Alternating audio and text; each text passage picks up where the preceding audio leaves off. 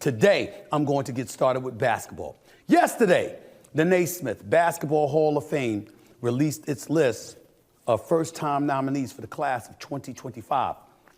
On the women's side, the list includes Sue Bird, Maya Moore, Sylvia Fowles, Shamiqua Holdsclaw. As for the men, the first-time nominees are Dwight Howard, Marc Gasol, Amari Stoudemire, and Carmelo Anthony. Next year's class also has a repeat nominee in the 2008 Redeem Team that also included Carmelo, meaning he could go in twice next year. Dwight Howard belongs in the Hall of Fame. He's a multiple-time Defensive Player of the Year, went to the NBA Finals, won a championship with the Los Angeles Lakers, lost the championship to the Finals to the Lakers with Orlando, Kobe, obviously his first championship without Shaquille O'Neal, so we can't forget that. Dwight Howard belongs in there. Amari Stoudemire was a stud. You got to look at his injury history, longevity, but his game, certainly Hall of Fame caliber, okay? Got to look at it from that standpoint. Marc Gasol, international player, got to give him love. Can't dismiss that. So I get all of these things, but I want to focus on Carmelo Anthony. And I want to tell y'all something. Whether Carmelo Anthony is willing to admit it or not, the greatest mistake he ever made was signing that 5-year contract with the Denver Nuggets. You see, when he was with the Denver Nuggets, LeBron James, D. Wade, and those brothers signed a contract in 2007 that gave them an opt-out in 2010.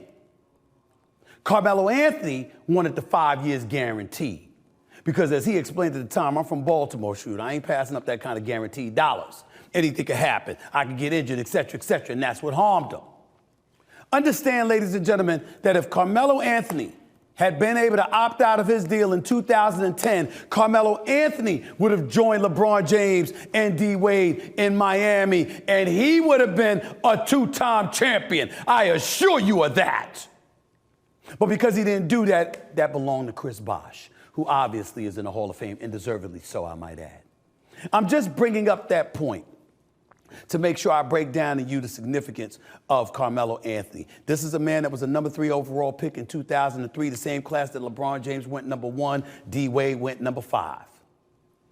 Bosh went number 4 in that draft. And I know people look at Carmelo Anthony, he's a 10-time All-Star. You see the resume right there. Final 4 MVP, in 2003 NCAA champion at Syracuse, the only championship the Orangemen in Syracuse have ever achieved. A 3-time Olympic gold medalist, 1-time bronze medalist, 6-time All-NBA player, 10-time NBA All-Star.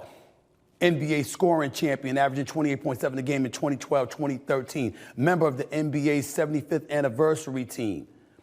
10th on the NBA's all-time scoring list.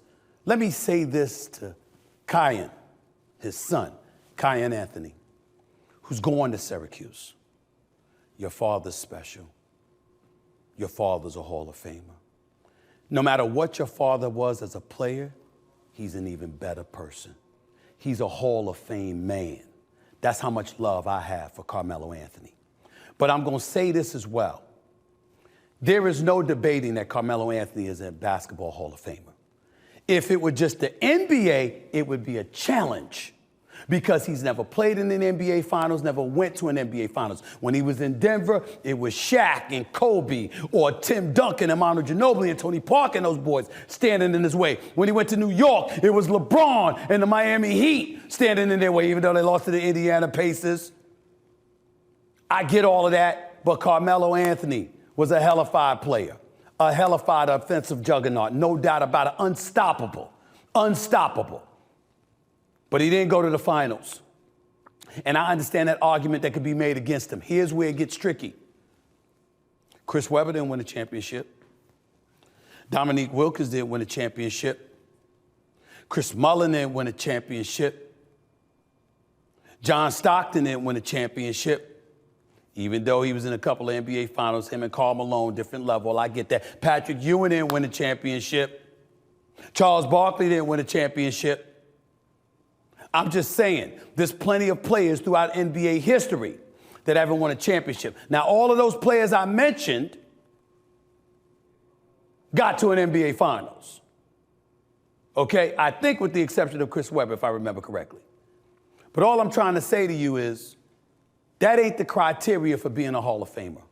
It was your game, your numbers, your significance, your cachet, what you are when you were on the basketball court. And again, that's just the NBA. There is no debating Carmelo Anthony as a college basketball player. The only man in the history of Jim Boeheim era in Syracuse to deliver a national championship. They had the Wayne Pearl Washington, the greatest show in the history of college basketball. The Pearl. Go look it up. They had Sherman Douglas later on. They had Derek Coleman later on. They had Billy Owens later on. And Carmelo Anthony is the one that brought a national championship to that program. He's a 3-time Olympic gold medalist. We all know what he brings to the table in that regard. And he's a prolific scorer, and he was box office.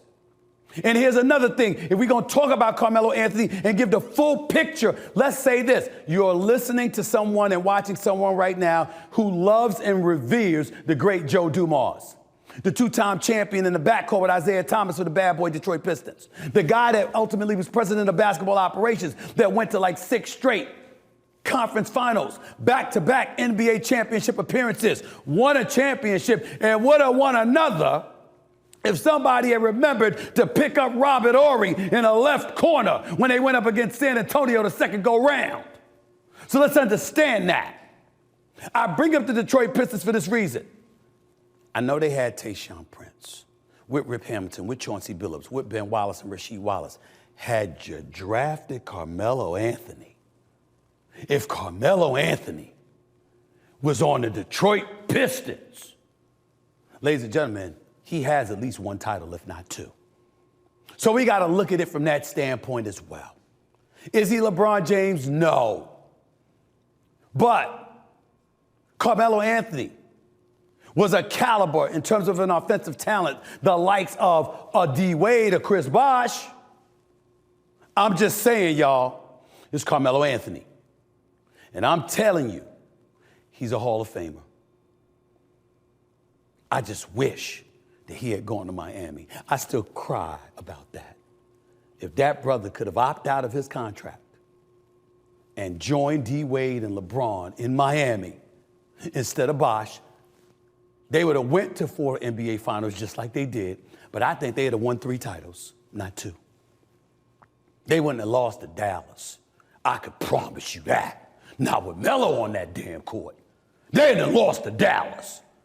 LeBron, you hesitant to shoot? Give me the rock. That's what Melo would have said. Give me the damn rock. You a little nervous right now. Getting guarded in the post by J.J. Barea and Jason Terry. No, hell no. Give me the rock. They didn't want a title. They didn't want a title. Let me move on to